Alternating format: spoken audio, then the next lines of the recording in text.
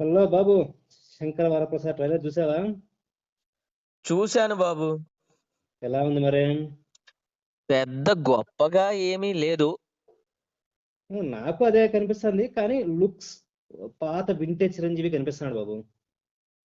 అవును బాబు, camera work బాగుంది.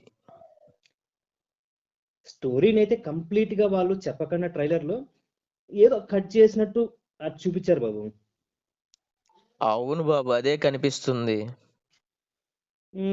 కానీ ఇక్కడ మనం ఏంటంటే చిరంజీవి, వెంకీ, నయన్ యాక్టింగ్ గురించి మనం ఏం చెప్పలేం, కానీ వాళ్ళు ఆల్రెడీ హిన్స్ ప్రూవ్డ్ యాక్టర్స్.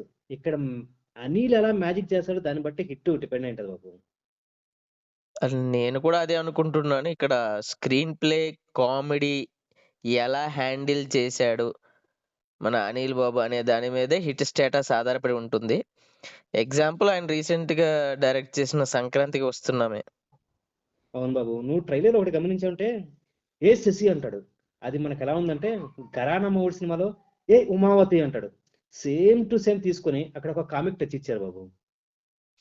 అవును బాబు, పాత వింటేజ్ మూవీ సీన్స్ రెఫరెన్సెస్ కొన్ని ఉన్నాయి. అవును బాబు, మనం అలా చూసామంటే అక్కడ బిల్డింగ్స్ కానీ, ఈ హర్ష ఎంట్రీ కానీ, సచిన్ ఎంట్రీ కానీ, మనకు పాత సినిమాల్లో మనకు రావు గోపాలరావు కానీ కొన్ని మనకు అలా వైకుంఠపురంలో ఆ రెఫరెన్సెస్ కనపడుతున్నాయి బాబు. అవును బాబు, నాకు అదే అనిపించింది.